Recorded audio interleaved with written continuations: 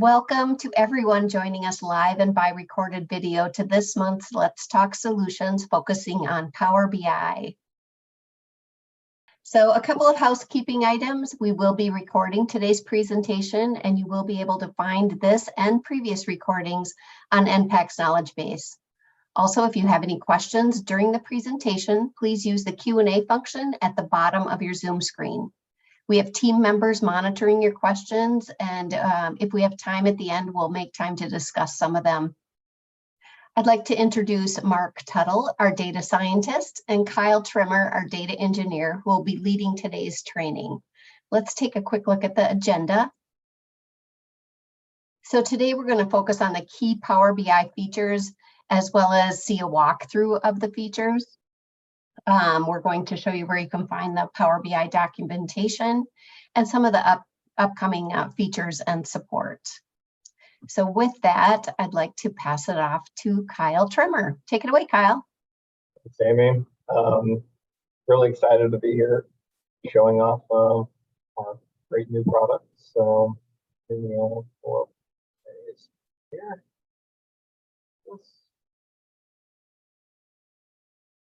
Great. So we're in Foundation Cloud Grants.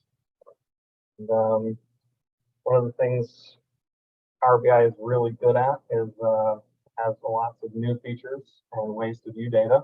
So we'll be looking at those today. Something that hasn't really changed, but is still kind of cool, is our Power BI paginated report offering. So we'll dive in here. Kyle, we can having a little trouble hearing you a little bit. Can you be closer to your microphone? Thank you. Yeah, that any better?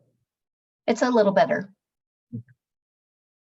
We have currently 58 reports uploaded to your Foundation Cloud Grants instances currently. A few more will be coming soon. So, but it's very similar to the classic reports list. As you can tell, probably we have just a list of your reports and then a simple button to run.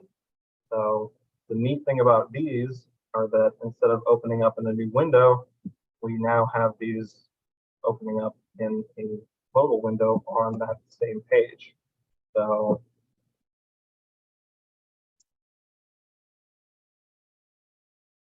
it's very similar to what you're used to with the classic paginated reports, just a little bit sleeker, new UI, and a few new options as well that we're going to hit on real quick.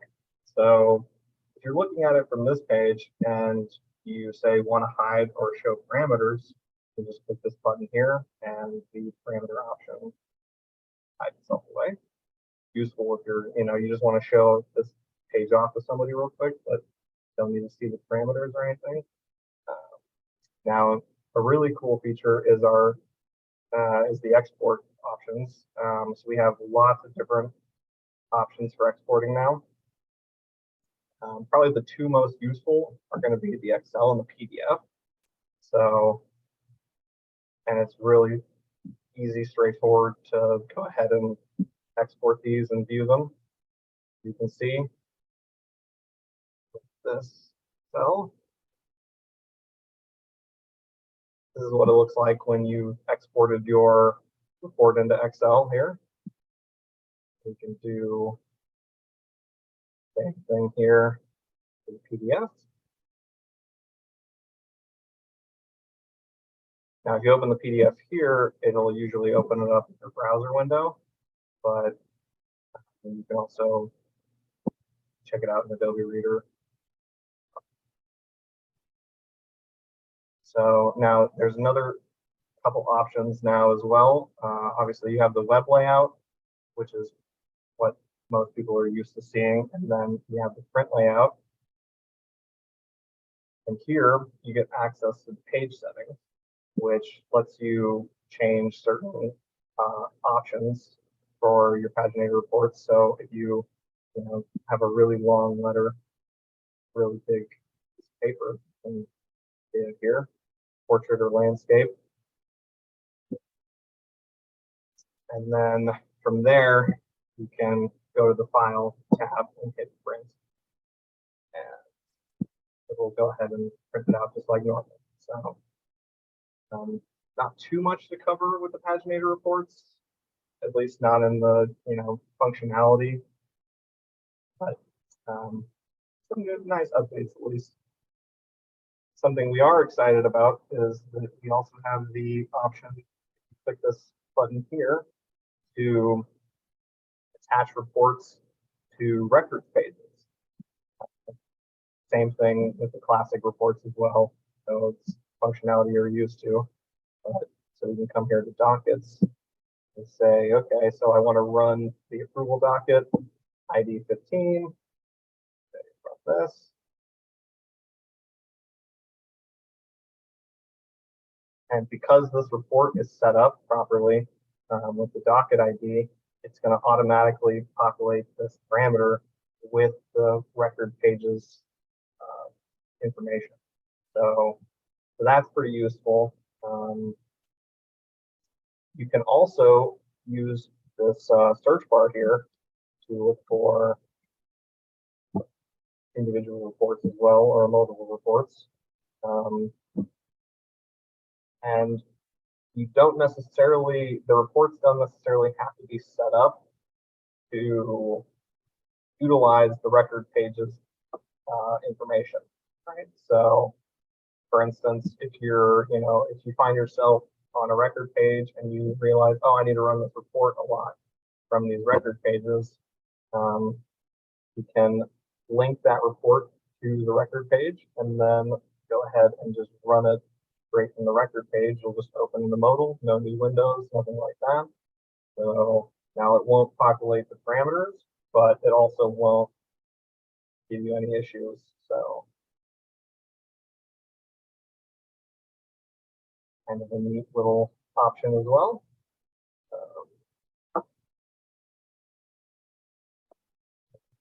That is really for our paginated. Don't think, do we have any questions on the paginator report stuff, Mark? Nope, I think we're good right now. Okay, cool. So then we'll go ahead and we'll move on to the meat and potatoes of today, which is going to be the Power BI visuals. So you get there from the reporting tab again, Power BI option. And so here we can see the first look at Power BI visuals. So it's going to open up on the funds and gifts page. And then we have 4 additional tabs to choose from. We have funds and gifts, donor advised funds, impact, grant payments. So this is paid and scheduled, and scholarship information. So I'll dive in here. So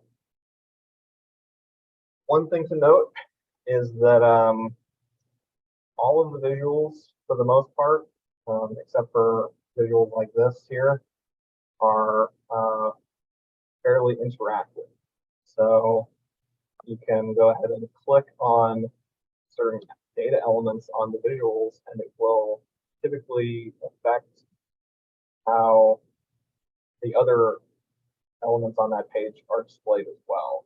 So here I clicked in on this bar here, and it's showing me, okay, well, there's no data here. It's got 2 fund advisors, and it's got a very small percentage of the donor advised fund. So click back on it, it does that, and then goes back to the way the graph is normally displaying. You can also go ahead and shift click and highlight multiple elements. So, and then that will again refresh, and now you can see with 3 funds highlighted, 4 funds highlighted, we have 8 fund advisors, some more gift information, and slightly larger percentage of donor advised funds. So that's one of the highlights of Power BI is the interactive visuals. Now, something to note is currently all the visuals on these 5 pages are read-only. So changes made to any filters or any visual manipulation, any clicking, anything like that. Not permanent changes, just temporary. So you don't have to worry about breaking anything when you're playing around in here. Just refresh the page and everything will be back to you the way it was at the beginning. So go ahead and jump in here to the Data Revised Fund page and start looking at some more of the options.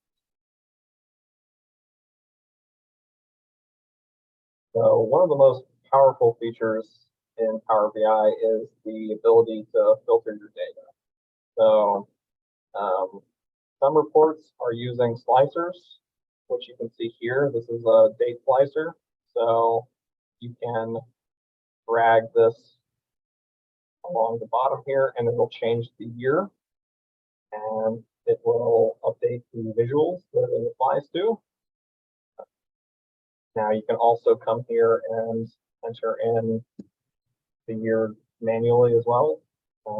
So not limited to dragging this little bar along, but there's a cool little feature as well. Now, something to note is that when you are wondering what the slicer is applying to, say you move the slicer and you don't see any changes on the visual, and you want to see, is the slicer applying to that visual? Well, you can come over here, you hover over the visual, you'll see these 3 options. Be diving into these a little bit more detail in a second, but the one that we need to focus on now is this upside down triangle. Filters on visual, and it'll tell you the slicer that is currently applying to your visual and what that slicer is currently doing to it as well. So if we update this back to 2021 and then we look at it again, it's going to say there's no slicers affecting it. So that's something to take a note of as well. They come in several different varieties of the slicers do. So if you look at the grant payments, for instance, you can see this is a slicer here. So this is a relative date slicer. It's looking at, for instance, the next 12 months. So, okay, say, great, well, we don't have any scheduled payments for the next 12 months, but we want to look at historical scheduled. So we can say, okay, well, let's update this to the last 12 months. Okay, we're still not seeing anything. So let's change this from months, years. Okay, now we see some more data. And again, you can see like the slicer is affecting this visual from this date range. Which you can also see here. Now, this is an instance where only half the page is being affected by the slicer. This slicer affects this top half, this slicer affects this bottom half. But I guess I can show you real quick as well. So say you've made these changes and you can't remember what it was originally. So just go ahead and refresh the page.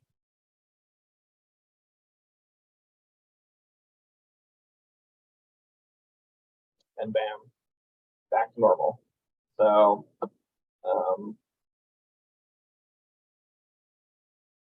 now you might notice that there is a filter tab here. So slicers and filters function slightly differently. They're very similar, but with a few differences, a few key differences. So slicers will not show up on the filter tab.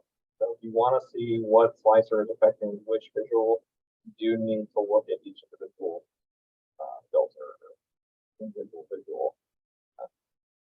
But filters can be applied to visuals or the page itself. So here you can see we have a filter on the page itself. So it's looking for relative date in the last 20 years is what it's currently filtering on. And so filters give you a lot more options for customization and like narrowing down of certain items. So you can do advanced filtering, so you can say, you know, okay, so it is, you know, this date, or it's after this date, or it's on or after, those kinds of things. And we'll take a look at some other filtering options later as well, but for dates, those are usually big things. So now we can look at, so say you want to look at all the currently active filters for a particular visual, right? You just need to click on that visual. Here you can see, okay, so for the online grant request amounts, we have possible filters for these 4 fields: total amount, year, quarter, and the month. So can say, okay, we want to only look at October. Now we're only seeing October. Check that. We're seeing it all again. You can usually do multiple as well, so you have lots of options there. So some visuals have the option to do what's called drilling. So you can drill in or out of specific data. In this case, we're looking at months, right? So this graph is looking at months over, you know, the past 20 years. So we could say, okay, well, I want to see what it looks like by quarter. So we drill up into quarter from the months. And say you want to take it even further and say, okay, well, I want to see what it is by the year specifically. So now you can see the years individually. And it works the same way with the drill down. It'll just take you back down the hierarchy from years to quarters to months. Now, there's also a drill down drill mode, which is slightly different, but in this case, here to, there we go. And then you say we want to drill into December. Okay, we want to drill into Q4. Okay, so here you can see now we're looking at Q4 months. And okay, we want to go back up and say, okay, let's take a look at it. And you can drill down into 2022. And now you can see the individual quarters in 2022 and how they performed. So it's essentially adding a filter is what it's done here for 2020.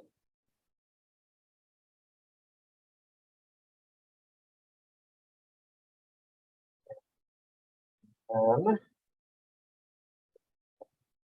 there's a few more options up here as well. We have this mode called focus mode.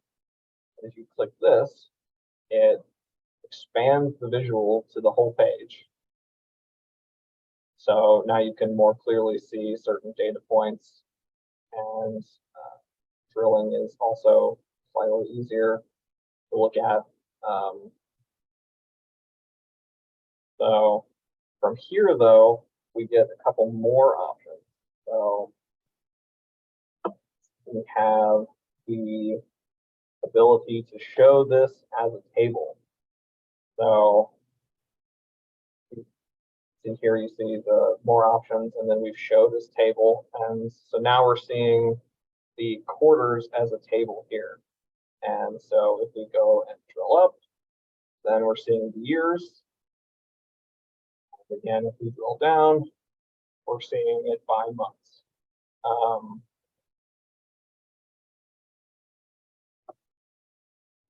So the data displayed in the table is usually going to depend on how the visual is configured. Now, another option that's only available in this mode is the ability to change the layout. So you can make this vertical as well. So if you have like a graph like this, it would probably be better looking at it vertically versus horizontally.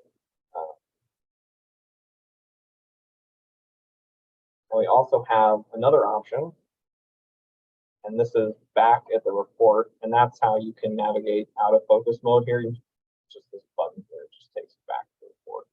So we have here you see the little 3 buttons here. So that's where the show as table option was. We also have the spotlight option. So the spotlight option dims the other visuals on the page and highlights the one visual that you decided to spotlight. So, if you're looking at visuals and you're just showing this off to somebody or something like that, this could be pretty useful to highlight what you're trying to get across. Another cool option is the ability to change the sort axis. So you change this. Currently, it's sorting by month. You change it to sort by the amount, for instance. So you could say, okay, what's my best month? And then rank the months that way. You can change how it sorts too. So right now I have descending, you could do ascending. Go back to the dates and say you wanted January to be the end for some reason.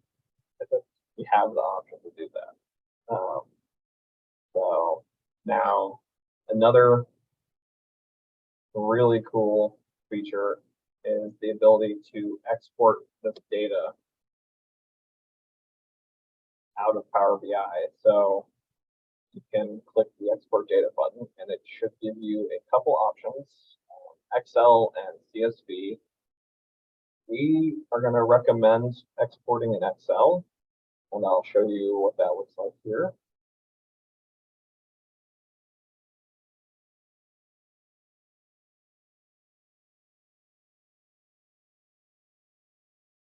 So the reason we recommend exporting in Excel, even though things come out pre-formatted, is because this will tell you what the currently applied filters are on your data. So if you're exporting a lot of tables that you've done manipulations on, this might be useful so that you can keep track of, okay, this is what I was filtering on when I exported this. If you want just a clean graph, you can export this as CSV.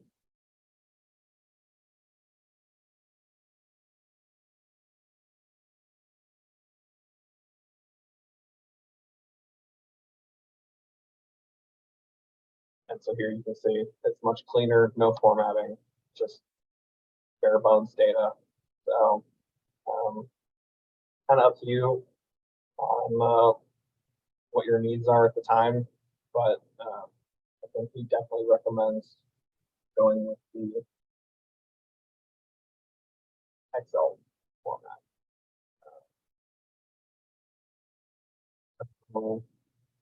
The few other things to highlight are some of the visuals themselves. So we have this visual, which is looking at recipient by zip code, and it's populating a heat map. Currently, it's looking at the northeastern seaboard of the United States. I think in the future we will have it defaulted to zoom out, looking at the entire United States. But this is where you can see, like, okay, where are things going, right? And so look at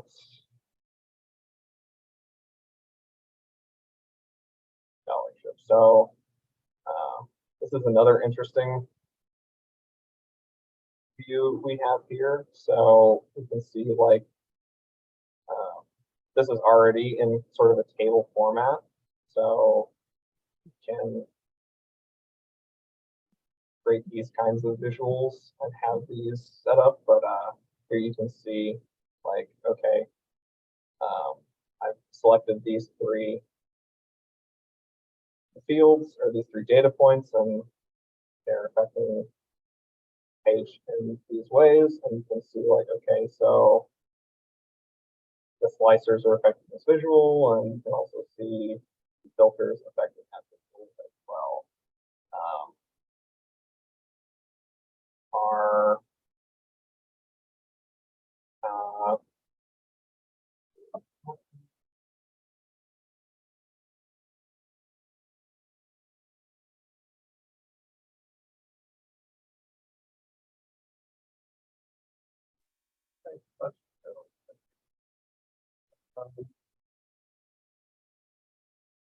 did we have any questions so far on the visuals? Yeah, Kyle, we have a couple questions from QA that I'd like to address live. Dawn asks us, what does it mean if your funds by type is blank? And basically, you might see some visuals that show blank, but don't worry about that, because that just means that your data isn't in the right format that we are using for those visuals, and that's okay. We can work with you to get your data more in line if you would like that to show in our base graphs, or we're working on different ways to hide that so that it doesn't show blank. We have another question from Meredith that asks, under our impact tab, we have grants and scholarships listed. However, we don't do anything with scholarships. From where is that data being pulled, and how can I change that? So like I said, we created these basic visualizations to highlight products, features, and Foundation Cloud.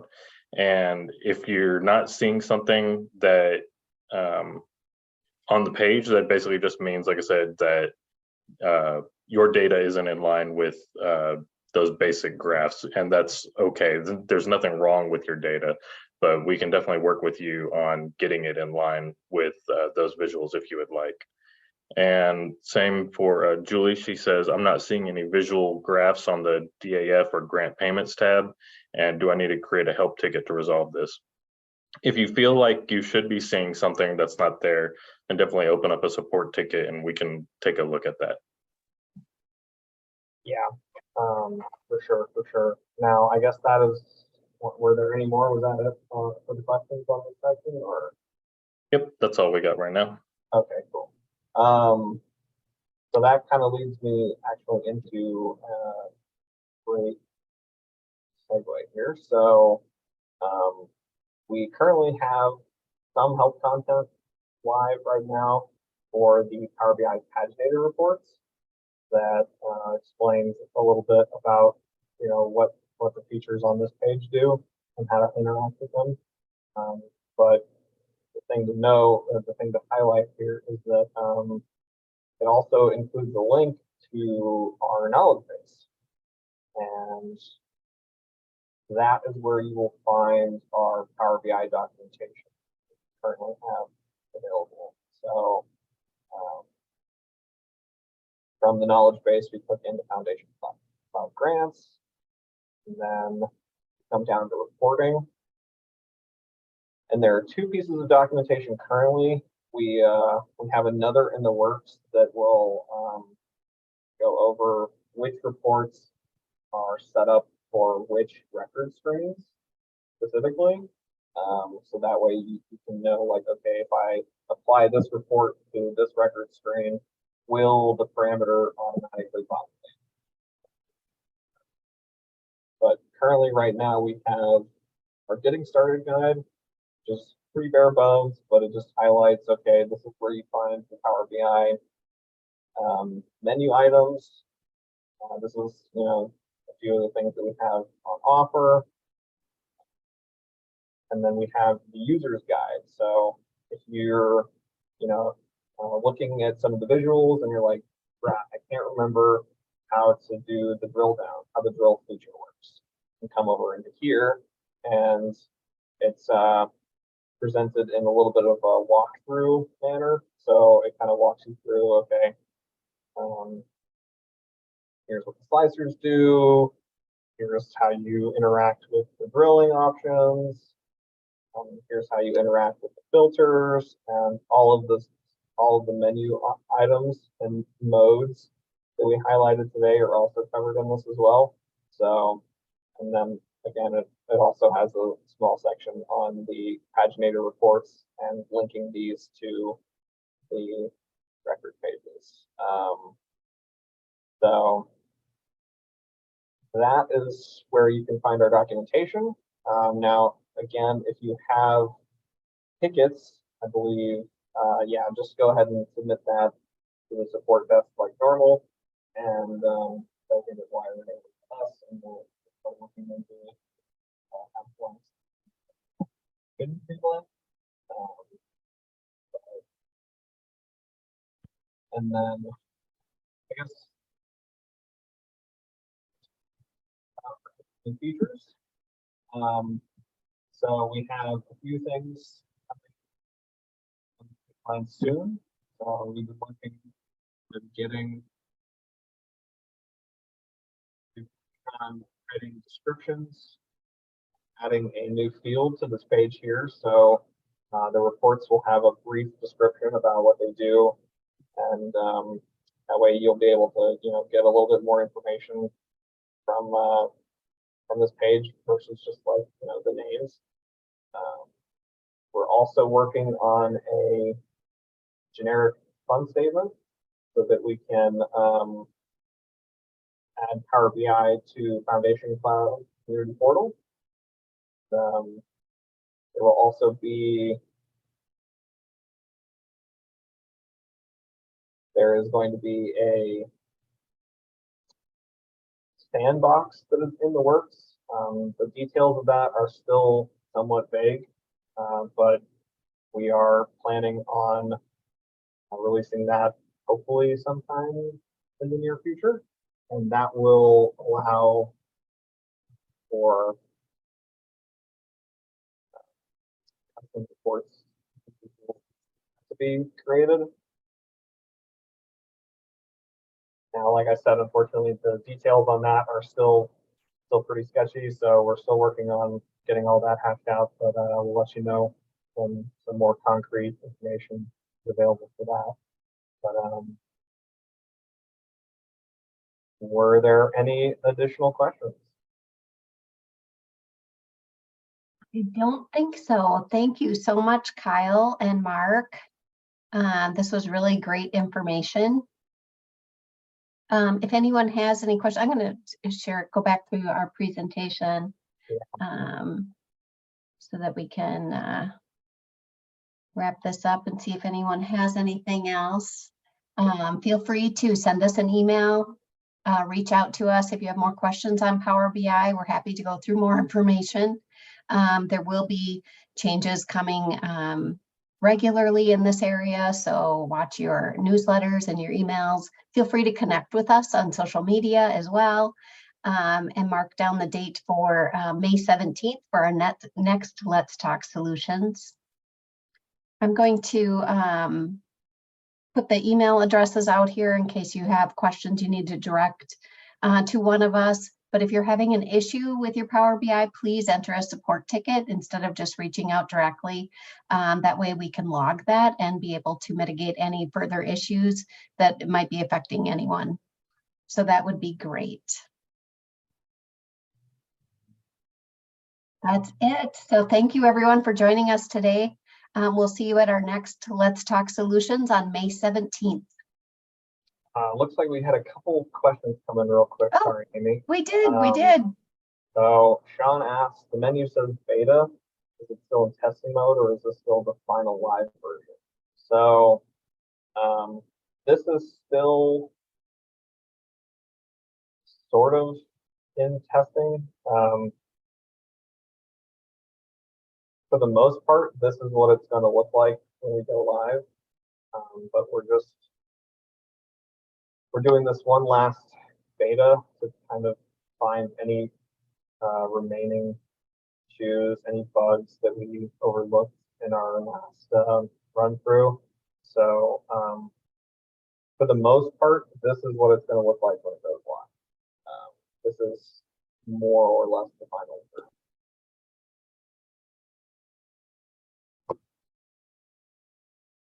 And it looks like we also see, so the new BI report is going to replace the classic reports, and will the classic reports still be available? So currently, the classic reports are going to still be available for the foreseeable future. Microsoft is working on shutting down support for SSRS. That was one of the reasons that we got into Power BI. So in the future, the classic reports will be going away. Now we're still working on the timeline for that. It's not going to be, in the next couple of months or anything like that. So it'll certainly be once we're fully live, everything has been ironed out and it's working. Great questions. Thanks all. We do have more time if you have more questions.